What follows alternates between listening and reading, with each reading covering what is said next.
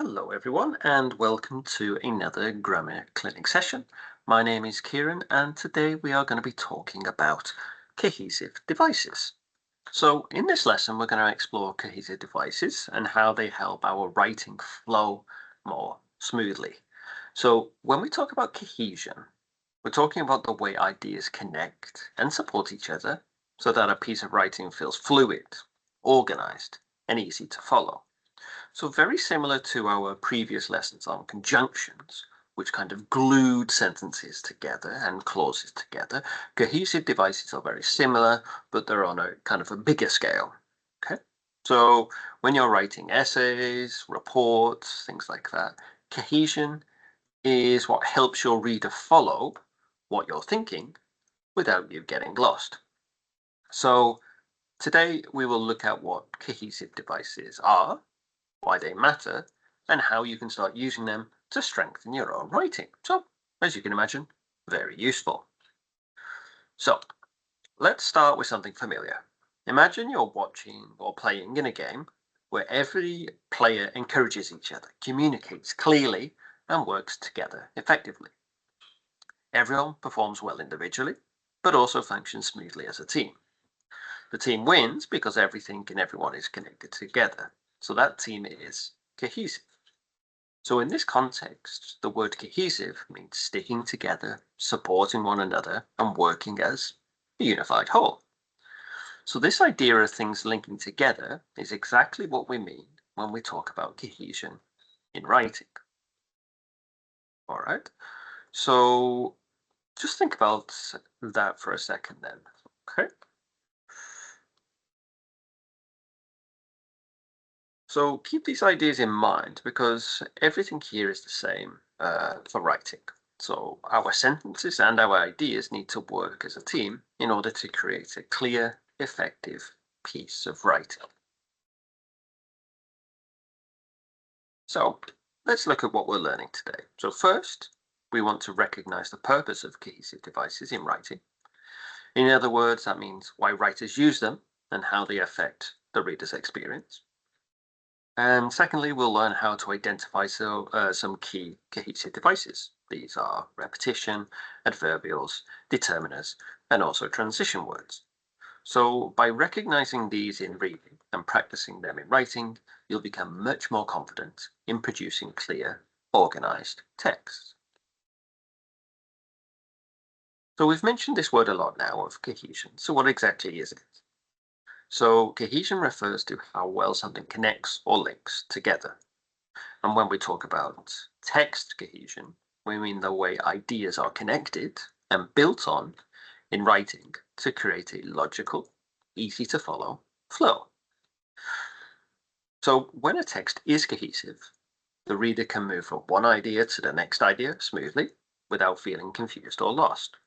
So cohesion isn't just about grammar in this context. It's about helping your reader understand how your ideas fit together as part of a larger whole. So let's consider this then. On the screen, we have two versions of a paragraph about healthy eating. Okay.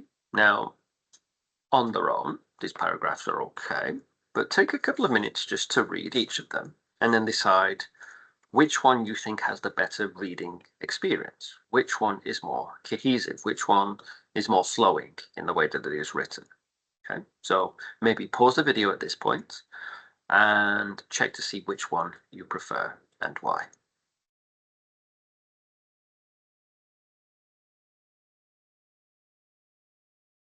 Okay, so hopefully you've done that at this point, and hopefully you have said that text A is the clearer example of cohesion. It uses linking words such as firstly, secondly, and finally, and these all guide the reader logically through the ideas. It also uses pronouns and consistent word choices to connect the sentences smoothly. Text B, on the other hand, as maybe you saw, feels a little bit disjointed. The ideas are, of course, similar, but the sentences don't flow as well. They are choppy, repetitive, in an unhelpful way, and they lack the language that supports coherence. So this comparison shows how cohesive devices can make a huge difference in how easy and enjoyable it is to read a piece of writing and how clear it is to read. So let's look at it in a bit more detail. So looking more closely at the highlighted version of text A, we can clearly see the phrases linking words that make text A flow more naturally. So like we said, we've got those linking words like firstly, secondly, and finally.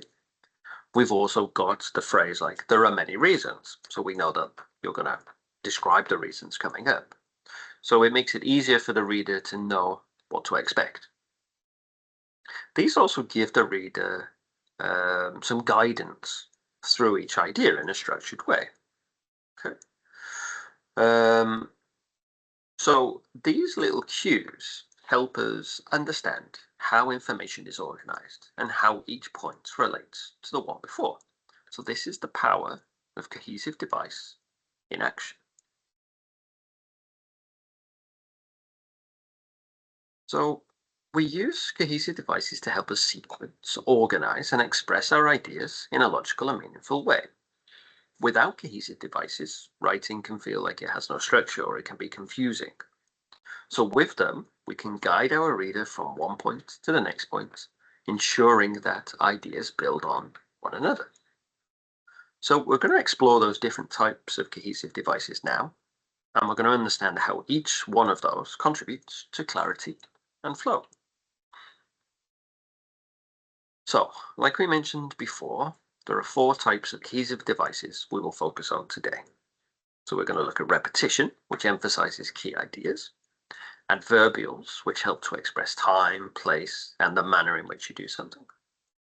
We will look at determinants, which link information and make it more specific, and also transition words, which organize the relationship between ideas. So each of these devices plays a different role, but when we put them together, they help produce writing that feels connected and that it has a purpose. So we'll now take a closer look at each one of these. So the first one is repetition. So repetition is when a writer repeats a word, an idea, or even a statement to emphasize the important information. So in the example here, you can see how the word health, healthy, etc. is repeated to show its importance to the text. Okay.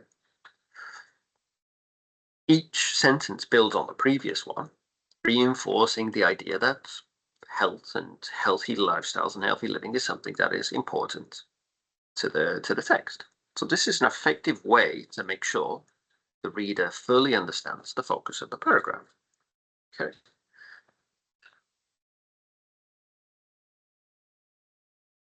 So next, adverbials are those words or phrases that express time, place, or manner. They help us show when something happens, where it happens, or how it happens. So in this example, you can see we've got phrases like in the morning, slowly, and at school, and they help to place the paragraph in time, in manner, and in place. So what you can see then is that these phrases all guide the reader through the events of the day in a clear and structured way. So adverbials are not just about adding detail, but also about helping to create a smooth, logical flow in the writing. Now next, we've got determiners. So determiners are those words that come before a noun, before an object or a subject, and they help to identify which one it is or clarify it. Okay. So determiners make links to ideas that have already been introduced, or in that rare circumstances, in uh, ideas that you're going to introduce later on. Okay. So in this example here, you can see words like him and this help to specify who or what the sentence is referring to. Okay, so for example, here for him, this is describing Enzo, but without repeating the word Enzo frequently.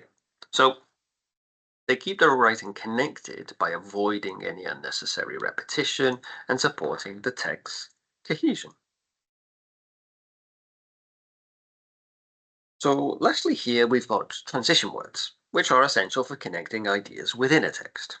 So in this example, The word firstly helps organize the sequence of events.